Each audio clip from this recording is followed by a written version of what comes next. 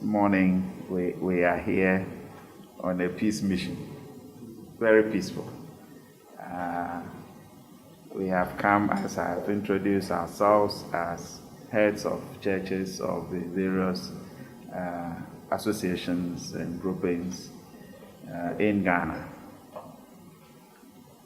Our history has it that the church has played a very significant role in our development and in the welfare of our people. So as major stakeholders, when things become of concern, we are all to take it up and see how best we can find answers and resolutions to it, so that at the end of the day, what we preach and what governance is all about can be achieved, all to the glory of God. Getting to the last quarter of last year, we all experienced what our country has never experienced before, maybe from the very beginning, from the very first month, when we had our parliament as it is now. As you rightly mentioned, whether we have a minority or have a majority, but the hang parliament. When it came to the hilt, when they were about closing with the introduction of the budget and the year levy, and what went on the last but one day of parliament, where there were exchanges resulting in some fights and all that. And the churches or the Christian bodies became alarmed and said, we will not sit, but we want to take a very bold step in seeing how best together we can find solution to it.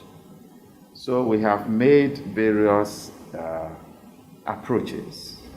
We have met the Minister of Finance, we have met the majority in Parliament, the head. We've met some members of the minority. We also met the Minister of Finance again for discussions. Then our last meeting was with the President of the nation. When we also had a very fruitful interaction with the Speaker of the Right Honorable Speaker of Parliament.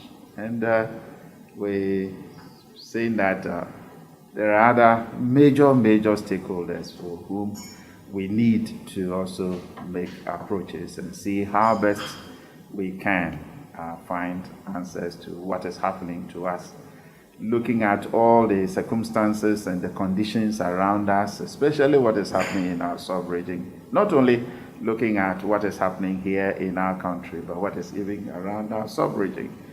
And it became very necessary at our meeting that the series of interventions and interactions, we cannot leave His Excellency, the former president, behind, but to also make a move to see him and see how best we can all have discussions and look at what is happening to us in our country, and if there is a way out by which we can all look at it and come to a resolution.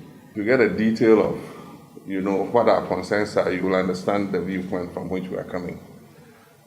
But I do think that this meeting is timely, and it's good to hear from all sides. And I'm sure that by the time you have heard what we have to say, you realize that the problem is much deeper than you think.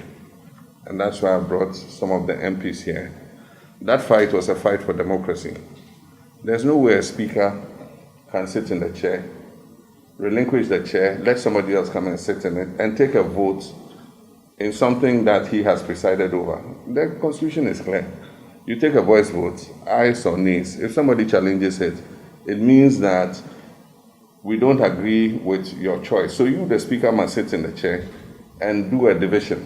And then you say, I've done the division, the accounting, I'm now going to get out of the chair and let the second deputy speaker who has voted come and sit in so that I can also go and vote. Our constitution doesn't allow that. And it was felt that our MPs should sit timidly and let them pass this unconstitutionality. It won't happen. And so, yes, I'm happy that that rowdy scene has woken your consciences that you must intervene, because there's a lot that is happening in this country that if we don't intervene, it would upset our democracy. The Fourth Republic has been the most enduring, and we must protect it. And all of us must stand up and protect it. Dialogue is not just the only issue. Dialogue comes from the ruling party. We are in opposition. We have nothing.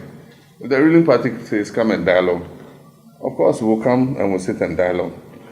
If you are bringing something like e-levy, why was there no dialogue before you introduce it in Parliament? It's only after you introduce it and there's a pushback, then you say, come and let's dialogue. But you go and set your 1.75% and then you bring it and say, because there's a pushback, the country is pushing back, the minority is pushing back, then you say, okay, let's dialogue.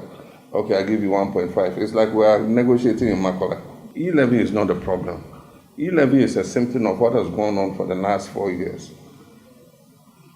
I mean, government feels that it can ride roughshod over everybody, take its own decisions, bring anything into Parliament, do whatever it likes, pass any, decisions that it wants without dialoguing. After all, we're 169. And so the current 137 is a withdrawal symptom. And so government has to climb down from its high horse and realize that the people of Ghana have been tired of that tyrannical, dictatorial majority rule that they have carried out. Without consensus building, without dialogue, even if you're 169, it still helps to get consensus.